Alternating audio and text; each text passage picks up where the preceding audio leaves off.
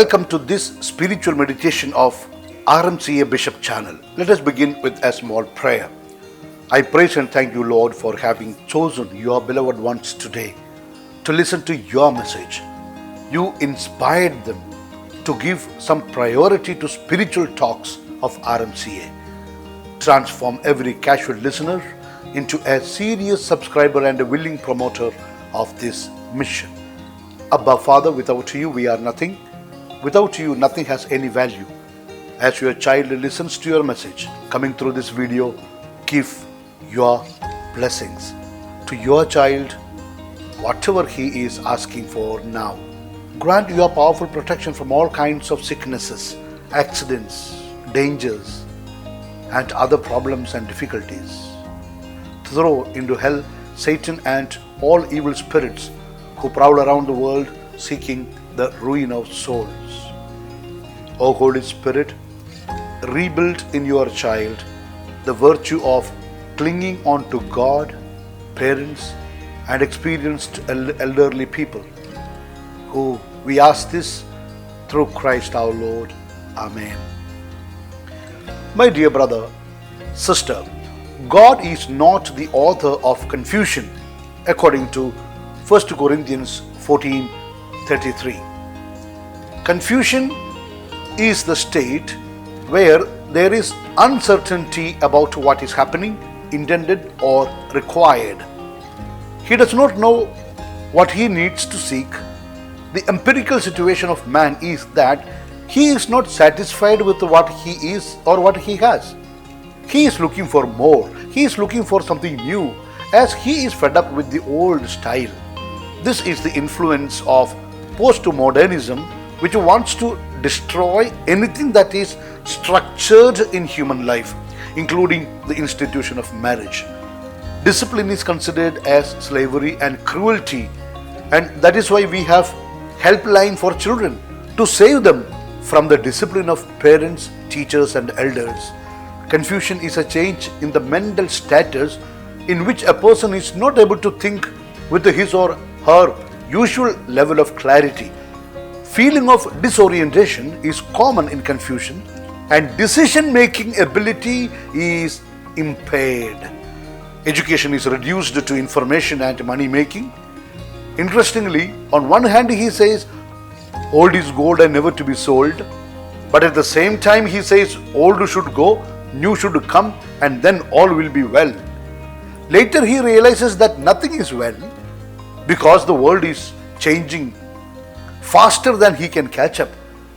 So he concludes all that glitters is not gold. Now he is not sure whether old or new is good. One solution seems to lead to another problem. What we call progress is plunging man into greater difficulty. Thus, environment has become a serious topic. There is an attraction for the new, but the new is not bringing the expected satisfaction. In general, when a machine is not functioning at all, the first thing to do is to repair it. Only when it is beyond repair, we need to replace it. This is common sense and very practical solution. We can apply this to our life situations as well. Changing everything without any reason is not a solution but a confusion. If a shirt is torn, we need to try to mend it, repair it. We need not replace it immediately. But in the modern world, repairing has become old-fashioned. Replacement is the new trend. Somehow this mentality has penetrated into married life. That explains why the number of divorces is increasing. Incidentally, the number of suicides is also increasing. Instead of repairing a problematic situation, man wants a quick solution that he sees only in replacing the situation. When that is not possible, then he leaves to the others the option to replace him by killing himself.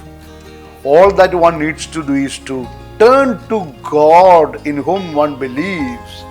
Return to God and follow His laws, precepts, and instructions. In 2 Timothy 2:7 we read, "Think over what I say, for the Lord will give you understanding in everything."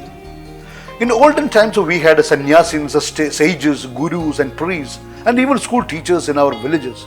For any problem, people in the village used to go to these enlightened people for guidance and advice.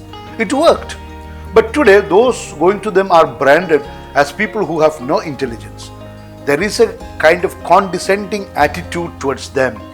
One reason for this could be that almost all people are educated. In that sense, all are enlightened.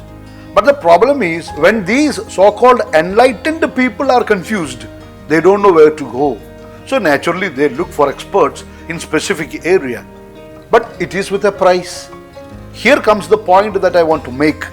Olden times, the school teachers, gurus, sannyasin, sages and priests in the villages did not charge anybody anything for consultation. It was free of charge. The welfare of the other was the only concern. In general, they did not have any selfish motive for themselves. There was no exploitation. But that is not the case today.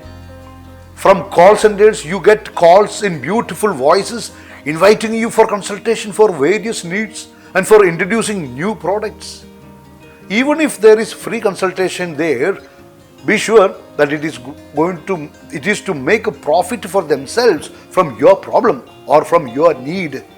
First, they will convince you that you have a problem or a need and then charge you for the solution they suggest and almost force upon you. This is in some sense a kind of exploitation. Their own welfare is the primary motive. Welfare of the customer is only secondary.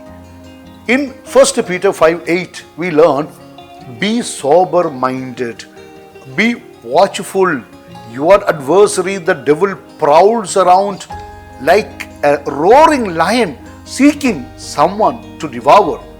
This is the reason we have included this prayer in the beginning of RMCA meditation. Probably you might have noticed. Let us not go after everything that the world is offering. Availability is not the criterion for consumption. To discern what is right and good, we need to remain connected to God. In Proverbs 28:5, we are cautioned, evil men do not understand justice, but those who seek the Lord understand it completely. For example, once a shopkeeper decided to exploit the ego of the customers and put a notice in the shop which all could read. It read, "Customer is the king." This created a good feeling to all people who visited his shop, and more people started coming to his shop, and he was very happy. Once a customer insisted on buying something for a lower price than mentioned on the tag.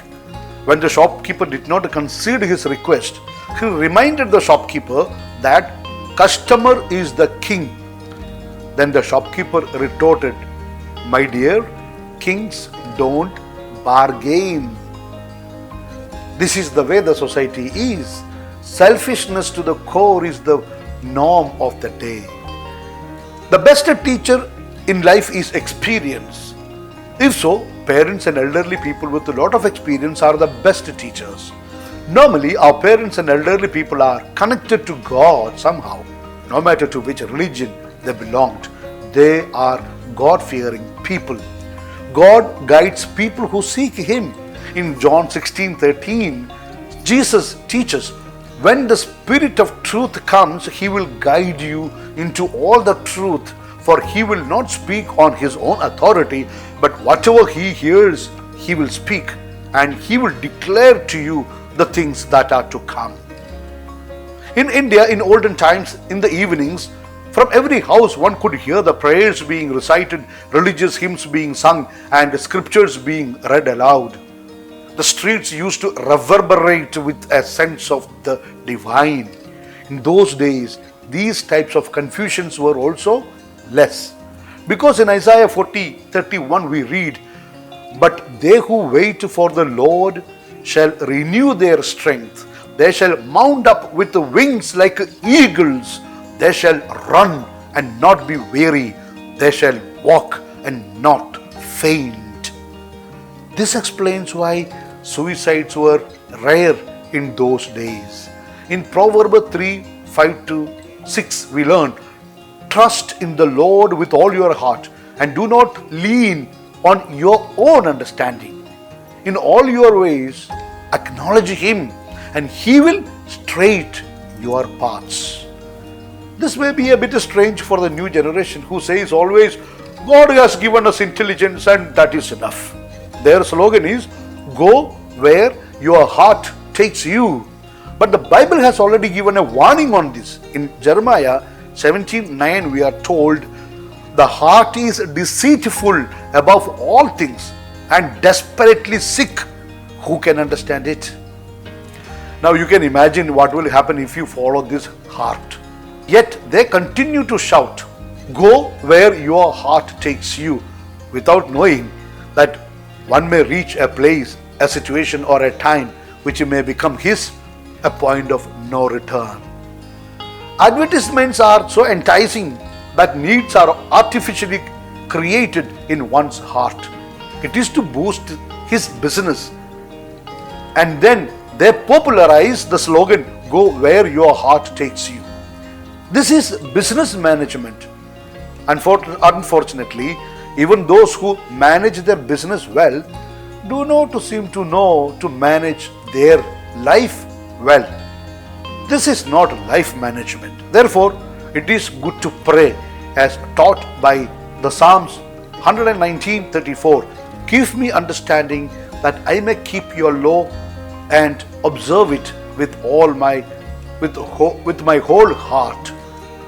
When we make this prayer, remember Matthew 7:7, where Jesus said, ask and it will be given to you. Seek and you will find. Knock and it will be opened to you. Thus, life will be beautiful. In Genesis 20:12, God said, honor your father and mother. They are the best teachers for their children, irrespective of their age. To give guidance, one needs to know the history. A doctor will always study the health history of his patients before subscribing the medicines. A lawyer should study the case history of his clients. Similarly, to guide someone in life, one needs to know his life history. No one knows the child better than the parents. They have only the welfare of their children in their heart, and they are ready for any sacrifice for them. Henry Ward Beecher said, we never know the love of a parent till we become parents ourselves. It was Mitch Albom who said, when you look into your mother's eyes, you know that is the purest love you can find on this earth. If it was not for our parents, none of us would be where we are today. Although we may not always see eye to eye, the love and wisdom they instill upon us is something that can never be forgotten. That's why it is said, whether it is in your mental, physical, social, financial, or even career development, parents help us in every step of our life. Therefore, Plato said, let parents bequeath to their children not riches, but the spirit of reverence. Let there be enough interaction between the parents and the children. O.A. Batista said, the best inheritance a parent can give his children is a few minutes of his time. They are the best guides available on earth. To the parents, I would like to just repeat what Sue Atkins said once. There is no such thing as a perfect parent, so just be a real one. In the end, my dear brother, sister, Jesus is there to console us. He says in John 16:33, I have said these things to you that in me you may have peace. In the world you will have tribulation, but take heart, I have overcome the world. My dear, similarly, we too shall overcome the world and not succumb to it. This must be the motivation. Fight against the world and its attractions. This is not meant for the children of God. Most of the attractions of the world are enjoyed at late in the evenings because they are meant for the children of darkness. This is not meant for us. So, cling on to God. Cling on to your parents. Cling on to your experienced elders. Cling on to people of God. They will guide you in your life. The moment you are freed from them under one pretext or the other, remember, meaning of life itself may be taken away from you, and that too with a heavy price. Now, please reflect on what you have just heard and discuss this matter with your family members and friends. It will be interesting. In case you have not yet subscribed to this channel, please feel free to do so just now. Now I am going to give you my blessing.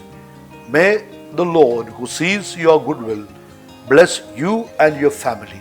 In the name of the Father, and of the Son, and of the Holy Spirit. Amen. Please do keep me also in your valuable prayers. For additional spiritual enrichment, please listen to any 2 videos daily from RMCA Bishop channel.